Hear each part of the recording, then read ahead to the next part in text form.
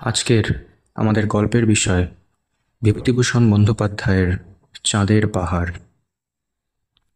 গল্পকথক ও শঙ্করের ভূমিকায় স্বপ্ননীল, শঙ্করের মা ও রামেশ্বর মুখুজ্জের স্ত্রীর ভূমিকায় Shreya, video editing and sound effects Swapnanil. চাঁদের পাহাড় কোনো ইংরেজি উপন্যাসের অনুবাদ নয়, বা ওই শ্রেণীর কোনো বিদেশি গল্পের ছায়া অবলম্বনে লিখিত নয়।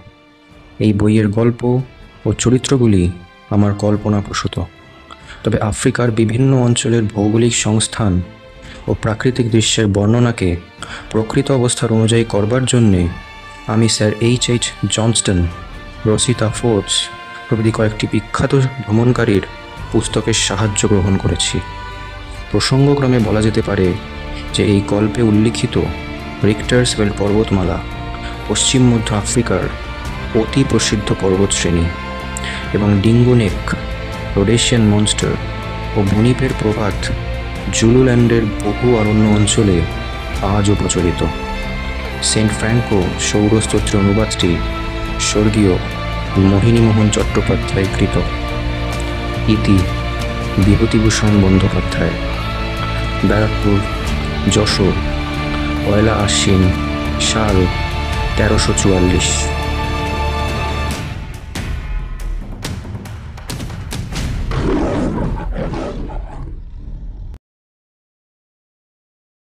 শঙ্কর একেবারে অজপাড়া গায়ের ছেলে। এইবার সে সবে FA পাস দিয়ে এসে বসেছে গ্রামে। কাজের মধ্যে সকালে বন্ধুবান্ধবদের বাড়িতে গিয়ে আড্ডা দেওয়া, দুপুরে আহার আনতে লম্বা ঘুম, বিকেলে পালঘাটের বাউড়ে মাছ ধরতে যাওয়া, সারা বৈশাখ এভাবে কাটবার পরে একদিন তার মা ডেকে বললেন, শোন, একটা কথা বলি শঙ্কর, তোর বাবার শরীর ভালো নয়। এই অবস্থায় আর তোর পড়াশোনা হবে কি করে? কি খরচ দেবে? এইবার একটা কিছু কাজের চেষ্টা দেখ। মায়ের কথাটা শঙ্করকে ভাবিয়ে তুলল। সত্যি তার বাবার শরীর আজ কমাস থেকে খুব খারাপ যাচ্ছে। কলকাতার খরচ দেওয়াটা তার পক্ষে ক্রমেই অসম্ভব হয়ে উঠছে। অথচ করবেই বা কি শঙ্কর? এখন কি তাকে কেউ চাকরি দেবে? চেনেই বা সে কাকে? আমরা যে সময়ের কথা বলছি, ইউরোপের মহাযুদ্ধ বাধ্যে তখনও 5 বছর দেরি। 1909 সালের কথা। তখন চাকুরির বাজার এতটা খারাপ ছিল না। শঙ্করদের গ্রামের এক ভদ্রলোক শ্যামনগরে না নৈহাটিতে পাটের কলে চাকুরি করতেন। শঙ্করের মা তার স্ত্রীকে ছেলের চাকুরির কথা বলে এলেন, তাতে তিনি স্বামীকে বলে শঙ্করের জন্য পাটের কলে একটা কাজ জোগাড় করে দিতে পারেন। ভদ্রলোক পরদিন বাড়ি বয়ে বলতে এলেন যে শঙ্করের চাকুরির জন্যে তিনি সাধ্যমতো চেষ্টা করবেন। শঙ্কর কিন্তু সাধারণ ধরনের ছেলে নয়। স্কুলে পড়বার সময় সে বরাবর খেলাধুলোতে প্রথম হয়ে এসেছে। সেবার মহকুমার এক্সিবিশনের সময় হাই জাম্পে সে প্রথম স্থান অধিকার করে মেডেল পায়। ফুটবলে এমন সেন্টার ফরওয়ার্ড ও অঞ্চলে তখন কেউ ছিল না। সাঁতার দিতে তার জুড়ি মেলা ভার। গাছে উঠতে, ঘোড়ায় চড়তে, বক্সিংয়ে অত্যন্ত নিপুণ। কলকাতায় পড়বার সময় YMCA-তে সে রীতিমতো বক্সিং অভ্যাস করেছে। এইসব কারণে পরীক্ষায় সে তত ভালো করতে পারেনি। 2য় বিভাগে উত্তীর্ণ হয়েছিল। কিন্তু তার একটি বিষয়ে অদ্ভুত জ্ঞান ছিল। তার বাতিক ছিল যত রাজ্যের ম্যাপ ঘাটা ও বড় বড় ভূগোলের বই পড়া। ভূগোলের অঙ্ক কষতে সে খুব মজবুত। আমাদের দেশের আকাশে যে সব নক্ষত্রমণ্ডল ওঠে তা সে প্রায় সবই চেনে। ওটা কালপুরুষ, ওটা সপ্তর্ষি, ওই যে ওটা ক্যাসিওপিয়া, ওটা বৃশ্চিক। কোন মাসে কোনটা ওঠে, কোন দিকে ওঠে, ওর সব নকদর নেয়। আকাশের দিকে চেয়ে তখনই বলে দেবে। আমাদের দেশের বেশি ছেলে যে এসব জানে না, একথা নিঃসন্দেহে বলা যেতে পারে। এবার পরীক্ষা দিয়ে কলকাতা থেকে আসবার সময় সে এক রাশ ওইসব বই কিনে এনেছে। নির্জনে বসে প্রায়ই পড়ে, আর কিভাবে ওই জানে। তারপর এলো তার বাবার অসুখ, সংসারের দারিদ্র্য এবং সঙ্গে সঙ্গে মায়ের মুখে পাটকলে চাকুরি নেবার জন্যে অনুরোধ। কি করবে সে? সে নিতান্ত নিরুপায়। মা বাবার মলিন মুখ সে দেখতে পারে না। অগত্যা তাকে পাটের কলেই চাকুরি নিতে হবে, কিন্তু জীবনের স্বপ্ন তাহলে ভেঙে যাবে। তাও সে যে না বুঝে এমন নয়। ফুটবলের নামকরা সেন্টার ফরওয়ার্ড, জেলার হাই জাম্প চ্যাম্পিয়ন, গ্রামের নামজাদা সাঁতারু শঙ্কর হবে কিনা শেষে পাটের কলের বাবু। নিকেলের বইয়ের আকারের কৌটোতে খাবার কি পান নিয়ে ঝাড়ুন পকেটে করে তাকে সকালের ভোগ বাজতেই ছুটতে হবে কলে। আবার 12টার সময় এসে ছোট খেয়ে নিয়েই আবার রওনা। ওদিকে সেই 6টার ভোগ বাজলে ছুটি। তার তরুণ তাজা মন এর কথা ভাবতেই পারে না, যে ভাবতে গেলেই তার সারা দেহ মন বিদ্রোহী হয়ে ওঠে। রেসের ঘোড়া শেষকালে ছ্যাঁকড়া গাড়ি টানতে যাবে। সন্ধ্যার বেশি দেরি নেই। নদীর ধারে নির্জনে বসে শঙ্কর এইসব কথাই ভাবছিল। তার মন উড়ে যেতে চায় পৃথিবীর দূর দূরে, দেশে শত দুঃসাহসিক কাজের মাঝখানে। লিভিংস্টোন, স্ট্যানলির মতো, Harry Jackson, Marco Polo, Robinson ক্রুসোর মতো। এর জন্যে ছোটবেলা থেকে সে নিজেকে তৈরি করেছে। যদিও একথা ভেবে দেখেনি অন্য দেশের ছেলেদের পক্ষে যা ঘটতে পারে বাঙালির ছেলের পক্ষে তা ঘটা একরকম অসম্ভব বললেই চলে। তারা তৈরি হয়েছে কেরানি, স্কুল মাস্টার, ডাক্তার বা উকিল হওয়ার জন্যে। অজ্ঞাত অঞ্চলের অজ্ঞাত পথে পাড়ি দেওয়ার আশা তাদের পক্ষে নিতান্তই দুরাশা। প্রদীপের মৃদু আলোয় সেদিন রাত্রে সে ভেস্টমার্কের বড় ভূগোলের বইখানা খুলে পড়তে বসল। এই বইখানার একটা জায়গা তাকে বড় মুগ্ধ করে। সেটা হচ্ছে প্রসিদ্ধ জার্মান ভূপর্যটক অ্যান্টন হাউটম্যান লিখিত আফ্রিকার একটা বড় পর্বত, মাউন্টেন অফ দি মুন, চাঁদের পাহাড় আরোহণের অদ্ভুত বিবরণ। কতবার সে এটা পড়েছে। পড়বার সময় কতবার ভেবেছে, হ্যাঁ, হাউটম্যানের মতো সেও একদিন যাবে মাউন্টেন অফ দ্য মুন জয় করতে। স্বপ্ন সত্যিকার চাঁদের পাহাড়ের মতোই দূরের জিনিস হয়ে চিরকাল। চাঁদের পাহাড় বুঝি পৃথিবীতে নামে? সে রাত্রে বড় অদ্ভুত একটা স্বপ্ন দেখল সে। চারধারে কোনো বাঁশের জঙ্গল, বুনো হাতির দল মরমর করে বাঁশ ভাঙছে। সে আরেকজন খেয়ে তার সঙ্গে দুজনে একটা প্রকাণ্ড পর্বতে উঠেছে। চারিধারের দৃশ্য ঠিক হাউটম্যানের লেখা মাউন্টেন অফ দি মুনের দৃশ্যের মতো। সেই ঘন বাঁশবন, সেই পরগাছা ঝোলানো বড় বড় গাছ, নিচে পচা পাতার রাশ, মাঝে মাঝে পাহাড়ের খালি গা, আর দূরে গাছপালার ফাঁকে জ্যোৎস্নায় ধোঁয়া সাদা ধবধবে চির তুষারে ঢাকা পর্বত শিখরটি এক একবার দেখা যাচ্ছে, এক একবার বনের আড়ালে চাপা পড়ছে। পরিষ্কার আকাশে দু একটি তারা এখানে ওখানে। একবার সত্যিই সে যেন বুনো হাতির গর্জন শুনতে পেল। সমস্ত বনটা কেঁপে উঠল। এত বাস্তব বলে মনে হলো সেটা, যেন সেই ডাকেই তার ঘুম ভেঙে গেল। বিছানার ওপর উঠে বসল। ভোর হয়ে গিয়েছে। জানালার ফাঁক দিয়ে দিনের আলো ঘরের মধ্যে এসেছে। ওহ, কি স্বপ্নটাই দেখেছে যে! ভোরের স্বপ্ন নাকি সত্যি হয় বলে তো অনেকে। অনেক দিনের আগেকার একটা ভাঙা পুরনো মন্দির আছে তাদের গায়ে। এক ভূঁইয়ার জামাই মদন রায় নাকি প্রাচীন দিনে এই মন্দির তৈরি করেন। এখন মদন রায়ের বংশে কেউ নেই। মন্দির ভেঙে চুরে গিয়েছে, অশ্বত্থ গাছ বট গাছ গজিয়েছে কার্নিশে, কিন্তু সেখানে ঠাকুরের বেদি, তার ওপরের খিলেনটা এখনও ঠিক আছে। কোনো মূর্তি নেই, তবুও শনি মঙ্গলবারে পুজো হয়। মেয়েরা বেদিতে সিঁদুর চন্দন মাখিয়ে রেখে যায়। সবাই বলে ঠাকুর বড় জাগ্রত, যে যা মানত করে তাই হয়।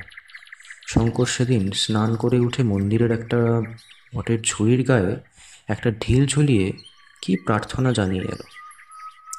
বিকেলে সে গিয়ে অনেকক্ষণ মন্দিরের সামনে দূর্বাকাশের বনে বসে রইল। জায়গাটা পাড়ার মধ্যে হলেও বনে ঘেরা, কাজেই একটা পুরো বাড়ি। এদের বাড়িতে একটা খুন হয়ে গিয়েছিল শঙ্করের শিশুকালে। সেই থেকে বাড়ির মালিক এ গ্রাম ছেড়ে অন্যত্র বাস করছেন। সবাই বলে জায়গাটায় ভূতের ভয়, একা বড় কেউ এদিকে আসে না। শঙ্করের কিন্তু এই নির্জন মন্দির প্রাঙ্গণের নিরালা বনে চুপ করে বসে থাকতে বড় ভালো লাগে। ওর মনে আজ ভোরের স্বপ্নটা দাগ কেটে বসে গিয়েছে। এই বনের মধ্যে বসে শঙ্করের আবার সেই ছবিটা মনে পড়ল।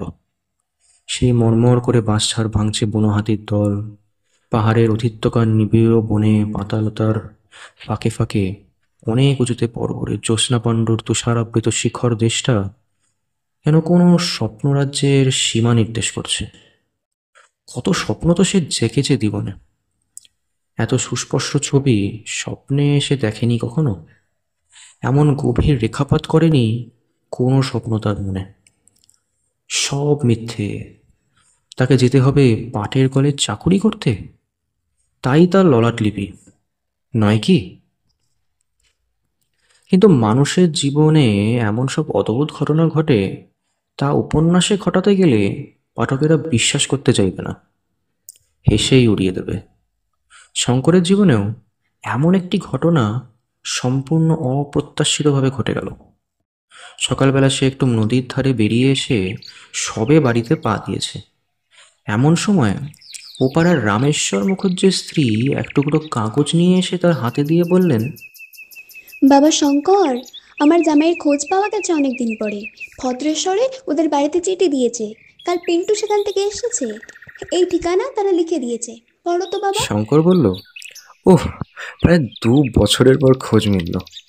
বাড়ি থেকে পালিয়ে গিয়ে কি ভয়টাই দেখালেন! এর আগেও তো একবার পালিয়ে গেছিলেন না? তারপর সে কাগজটা খুলল। লেখা আছে, Prasad Das Bandyopadhyay, Uganda Railway head office, construction department, Mombasa, পূর্ব আফ্রিকা। শঙ্করের হাত থেকে কাগজের টুকরোটা পড়ে গেল। পূর্ব আফ্রিকা! পালিয়ে মানুষে এত দূর যায়? তবে সে জানে ননিবালা দিদির এই স্বামী অত্যন্ত একরোকা ডানপিটে ও ভবঘুরে ধরনের। একবার এই গ্রামেই তার সঙ্গে শঙ্করের আলাপও হয়েছিল। শঙ্কর তখন এন্ট্রান্স ক্লাসে সবে উঠেছে।